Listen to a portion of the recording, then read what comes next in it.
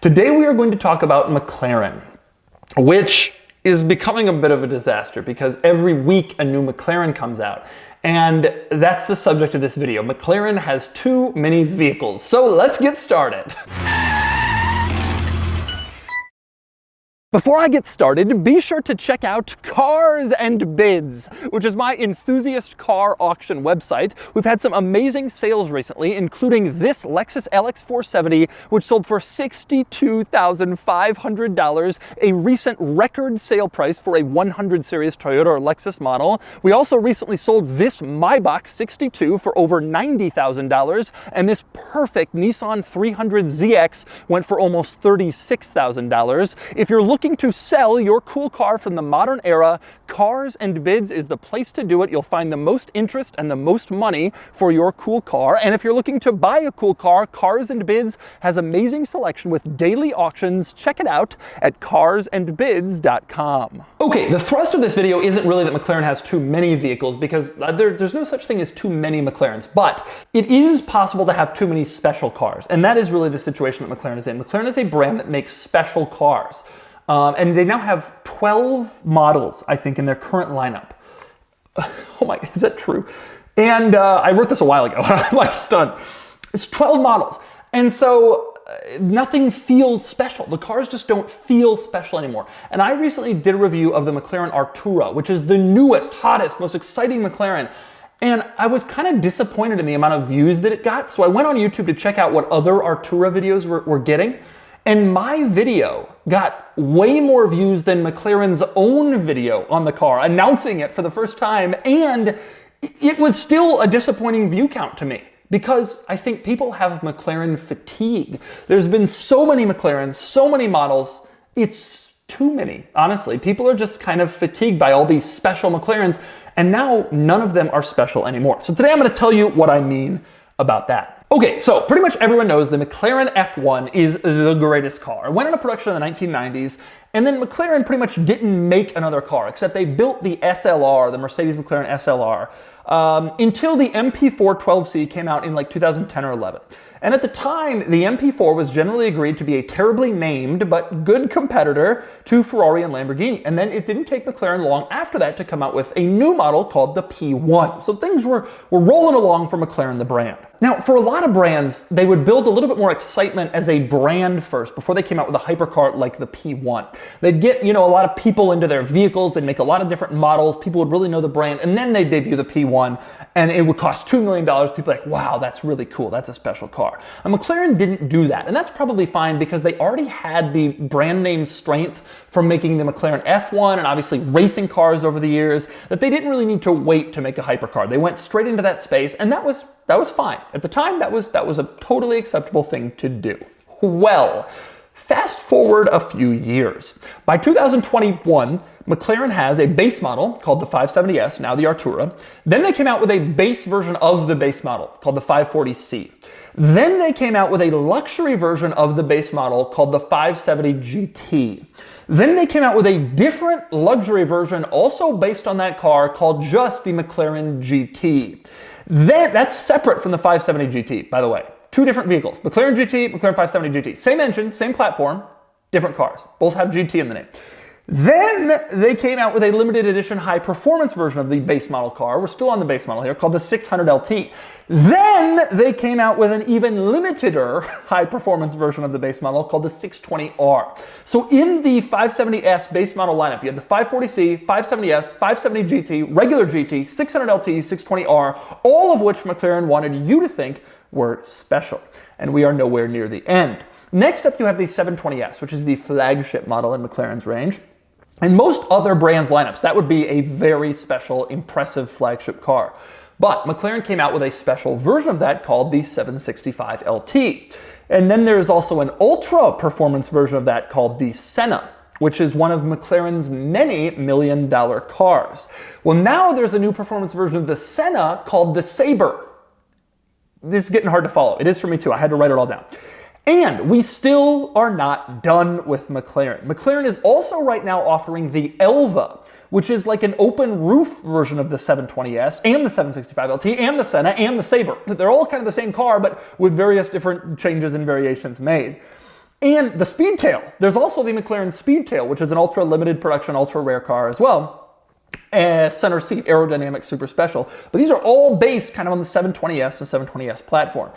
Here is a fun fact for you. McLaren currently has 7 ultra special cars in their lineup. You have the 600LT, the special performance version 570S, the 620R, the special performance version of the special performance version, the 765LT, which is supposed to be a special version of the 720S, until you consider that you also have the Senna, the Sabre, the Speedtail, and the Elva, all as special versions as well. So if you buy a 720S right now, and you spend $350,000 to do so.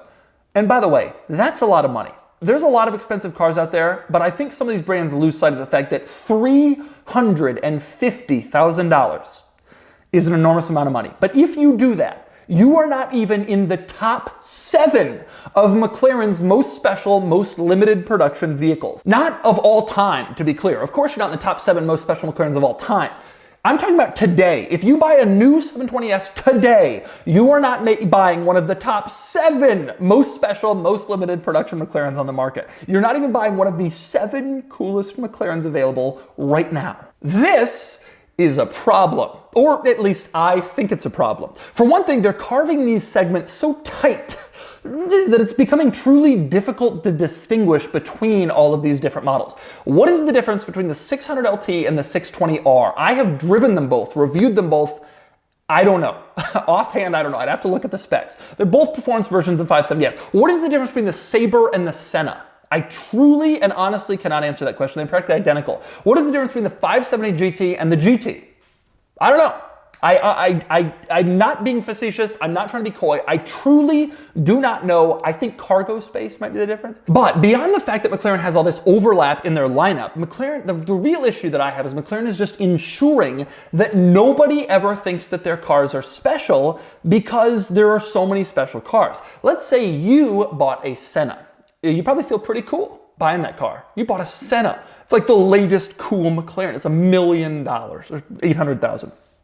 Except now there's a limiteder version called the Sabre, and there's a limiteder version called the Speedtail, and there's a limiteder version called the Elva. And so your Senna is like not that special in McLaren's lineup anymore. And suddenly your $1 million only gets you into sort of special status with McLaren.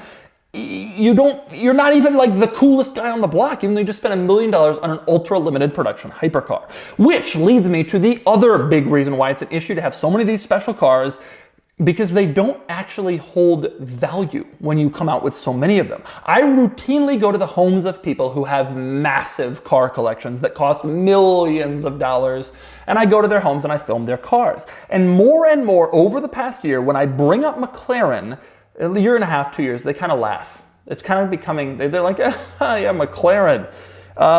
There's so much special that the used market doesn't value these cars like other brands. They don't consider them special, and why would anyone buy them? We know that these rich collectors who buy one of 99 cars, they don't buy them to drive or to use, they buy them to speculate. And they want to own them. They want them to be a trophy. They want them to be a special, cool car, and then they want to sell them and make more money. And that's true for a lot of very limited cars from a lot of different brands. But when you have 6 or 7 ultra limited, ultra special models, none of them truly feel limited in the traditional sense, and suddenly values are dropping. Ask anyone who bought a Senna for speculative purposes how that turned out. It didn't really. They paid $850. They're worth $850, maybe a little bit more, but it's a big risk to buy a car, hold it, register it, insure it, and try to hope you'll make money later. It's a lot easier to make money in the stock market. Some people made a little money flipping them, but some people lost. And that doesn't happen with limited production Ferraris. Let's just put it that way. Now, I know what you're thinking. Well, who cares about the flippers? You know, who cares if those people lose a little money? Screw them. McLaren should make cars, and if they lose value, then the flippers lose money, and who cares? But truly, what do these cars add to McLaren's lineup? The Senna, yeah, it's cool. I love that car. I think it's awesome. The Speedtail too. I love the Speedtail. I have a real soft spot for the Speedtail. I'd love to review it. But the Sabre, the Elva, the 765 LT, is there a need for a 620R after a 600 LT and a 765 LT? They're making these cars primarily to sell them to people who won't drive them, with these people in mind. And so if they're gonna keep doing this, the speculators are important. It's easy to say, oh, who cares about the flippers? But you can't make 20 special cars and not care about the flippers. The flippers, the speculators, they're the ones you need to buy these cars. And if they stop buying them and that dries up, then suddenly you're left with unsold ultra performance special cars, and that does not look good. Now, to be clear here, and I want to be clear, I know why McLaren does this. They do this because they don't have enough people lining up to buy the normal cars. They don't have, it's not like Ferrari or Lamborghini to a lesser extent with the 570S, the Artura, and the 7720S. They don't have that like line out the door. And so they figure they can get more sales out of these cars if they make more products that are cooler and specialer, like the LT models and the Rs. It's not like Ferrari where they don't really need to do this. They can just keep making what they make. They're going to sell, the 488 will sell out, the 812 will sell out, yada, yada. And McLaren, the 720S, the 570S, they kind of sit on dealer lots. But the problem is they don't have the budget to develop a bunch of totally new cars. And so for them, the only way to make money is simple. They take a base car like a 570S or a 720S, and then they just come up with as many variants as possible. And they start trying to convince people that these variants are very special and very unique and very distinctive. And so someone who buys a 570S, they're driving along, they see a 600 LT come out and they're thinking, whoa, that's cool. And so they go buy that. And now you've sold the same person two cars on the same platform, which is good business sense. And Ferrari also does this, to be clear. You have the 488 and then you have the 488 Pista. But what you don't have is a 48 GT and then a different GT based on the 48 GT and then a 48 Pista R and then blah, blah, blah. They don't, for 48 base model, they don't do like 58 different split versions of the same car. They don't have 10 models at the top of the range